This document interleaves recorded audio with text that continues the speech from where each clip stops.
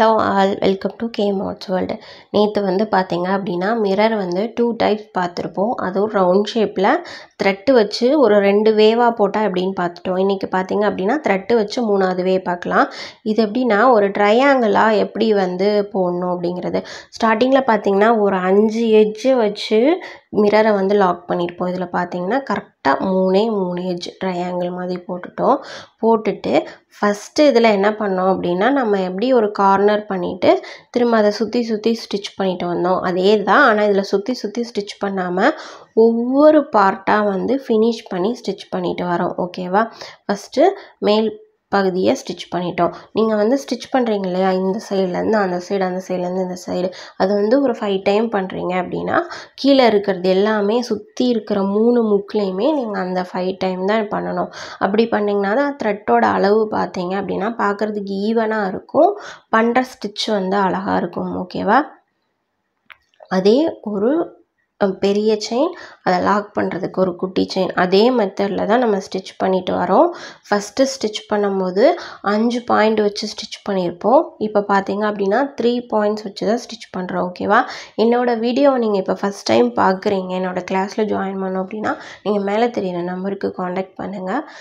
என்னோடய video first time பார்க்குறீங்க, நீங்கள் கிளாஸில் ஜாயின் பண்ண விருப்பம்ல, ஆனால் நீங்கள் வந்து யூடியூப் பார்த்தே கற்றுக்குறீங்க அப்படின்னா கூட நீங்கள் என்னோடய சேனலோட ப்ளேலிஸ்ட்டில் போய் பாருங்கள். பேசிக் அண்ட் அட்வான்ஸ் 2 பிளேலிஸ்ட்டுமே இருக்கும். நீங்கள் ஆர்டர்ஸ் வைஸ் படிச்சுட்டு வந்தீங்க அப்படின்னா கண்டிப்பாக உங்களுக்கு ஆரி புரியும், கண்டிப்பாக உங்களால் போட முடியும். ஓகேவா? ஓகே, இப்போ பார்த்தீங்க அப்படின்னா சுற்றி செயின் ஸ்டிச் கொடுத்து நம்மளோட இந்த மெத்தடை முடிச்சிடலாம். ரொம்பவே சிம்பிளான மெத்தட். இது மெத்தடுன்னு சொல்ல முடியாது, இது அடுத்தடுத்த வேன்னு தான் சொல்லணும். ஒரு ஐடியாவுக்காக தான் எல்லாத்தையுமே நான் வந்து இதில் இது பண்ணுறேன். ஓகேவா? இதில் ஒவ்வொரு டைப்புக்கும் ஒவ்வொரு மெத்தடுக்கும் ஒவ்வொரு டிசைன்ஸ் போட்டு ப்ராக்டிஸ் பண்ணணும்னு இல்லை. மிரர் ஒர்க்கில் 2 டிசைன்ஸ் வரும். ஒன்று பார்த்தீங்க அப்படின்னா ரவுண்டு மிரர் வச்சு, இன்னொன்று ஸ்கொயர் மிரர் வச்சு, இல்லை நீங்கள் 2டையும் மிங்கிள் பண்ணி கூட 2 டிசைன்ஸாக கூட நீங்கள் ப்ராக்டிஸ் பண்ணிக்கலாம். ஓகேவா? இப்போ பார்த்தீங்க அப்படின்னா பீட்ஸ் வச்சு எப்படி ஸ்டிச் பண்ணுறதுன்னு பார்க்குறேன். இப்போ பார்த்தீங்கன்னா 3 பீட்ஸ் வச்சு, மேக்ஸிமம் 3 இல்லை 5 இந்த மாதிரி வச்சு பண்ணுங்கள். 3 வச்சு பண்ணிங்கன்னா ரொம்ப க்ளோஸாக இருக்கும். ஃபஸ்ட்டு 3 பீட்ஸை லோட் பண்ணி ஸ்டிச் பண்ணிவிட்டு மேலே போகும்போது பார்த்தீங்க அப்படின்னா 2வது பீட்லேருந்து கீழே கொண்டு வரணும். ஓகேவா? நீங்கள் வந்து 2வது ஒரு டைப் சொல்லி கொடுத்துருப்பேன், ஸ்டெம் ஸ்டிச்சை ஞாபகம் வச்சுட்டு அது மாதிரி ஸ்டிச் பண்ணிட்டு வாங்க அப்படின்னு சொல்லிட்டு. அதே தான் இதில் ஃபஸ்ட்டு நீங்கள் நீடியில் மேலேருந்து எடுத்து 3 பீடை வந்து லோட் பண்ணுறீங்க. அந்த பீடை லோட் பண்ணி கரெக்டாக அதோட அந்த பீடு எந்த அளவுக்கு டிஸ்டன்ஸ் வருமோ அந்த அளவுக்கு வச்சு லாக் பண்ணி ஒரு செயின் போட்டுட்டு அகெயின் திரும்ப ஒரு லாங்காக ஒரு செயின் எடுக்கிறீங்களா, அதில் திரும்பவும் ஒரு 3 பீடை லோட் பண்ணிவிட்டு அப்படியே பேக்கில் போயிட்டு முன்னாடி போட்ட, அதாவது ப்ரீவியஸாக போட்ட அந்த செயின் பீடோட செயின் இருக்குல்ல, அதில் 2வது பீட்லேருந்து அப்படியே ஸ்டார்ச் பண்ணிவாங்க. அதை வந்து நம்ம த்ரெட்டில் போட்டிருப்போம், இதை பீடில் போடுறோம், அவ்வளோதான். இப்படி 3 பீடாக போட்டிங்க அப்படின்னா பார்க்குறதுக்கு அது 3Dயாக இருக்கும். ஒரு அந்த பீடை வந்து நம்ம ஸ்டிச் பண்ண மாதிரியே இருக்காது, ஏதோ மணி கோர்த்த மாதிரி இருக்கும். இது வந்து பார்த்திங்க அப்படின்னா ஒரு டிஃப்ரெண்ட்டாக இருக்கும்.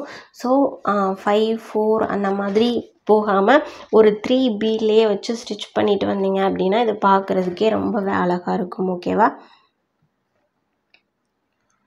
அகைன் ஸ்டிச் பண்ணிட்டு வாங்க. ரவுண்ட் ஷேப்பில் ஸ்டிச் பண்ணும்போது ஷேப் மாறாமல் ஸ்டிச் பண்ணணும். திரும்பவும் போன வீடியோவில் சொன்ன அதே பாயிண்ட்டை தான் நான் இதில் சொல்கிறேன். நீங்கள் பண்ணுற ஸ்டிச்சும் மிரரும் ஒன்றா ஜாயிண்ட் ஆகி தான் இருக்கணும்.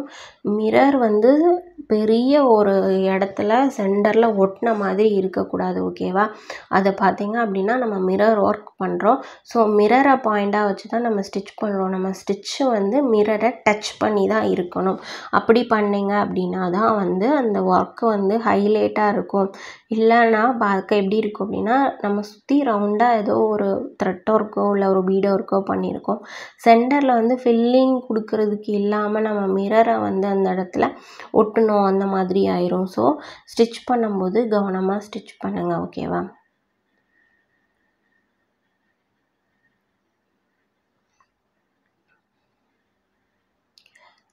நிறையா குவாலிட்டியான பீட்ஸ் எப்படி வாங்குறது இந்த மாதிரி நிறைய டவுட்ஸ் கேட்டிருந்தீங்க. அடுத்தடுத்த வீடியோஸில் வந்து நம்ம எல்லாமே பார்க்கலாம் கண்டிப்பாக. ஓகேவா? ஃபினிஷ் பண்ணும்போது கரெக்டாக கொண்டு வந்து ஃபினிஷ் பண்ணிடுங்க. எந்த இடத்துல ஸ்டார்ட் பண்ணீங்களோ அந்த இடத்துல கொண்டு வந்து முடிக்கிற மாதிரி ஃபினிஷ் பண்ணிங்க அப்படின்னா தான் ஒரு கேப் இல்லாமல் இருக்கும். ஓகே, இப்போ பார்த்தீங்க அப்படின்னா நம்ம பீடு வச்சு பண்ணிட்டோம். இப்போ அதே தான் ஜர்தோசி வச்சு பண்ண போகிறோம். இது ரெண்டுக்கும் பார்த்தீங்க அப்படின்னா ரொம்பலாம் வித்தியாசம் கிடையாது. அதே மாதிரி தான் ஒரு 3 பீடை வந்து நம்ம லோட் பண்ணோம் இல்லையா, அந்த 3 பீடையும் லோட் பண்ணால் அது எவ்வளோ வந்து ஒரு லென்த்துக்கு வருமோ அதே லென்த்துக்கு தான் நான் கரெக்டாக ஜர்தோசியும் கட் பண்ணியிருக்கேன். கிட்டத்தட்ட பார்த்தீங்க அப்படின்னா அது 1/2 சென்டிமீட்டர் அதுக்கும் கம்மியாக தான்.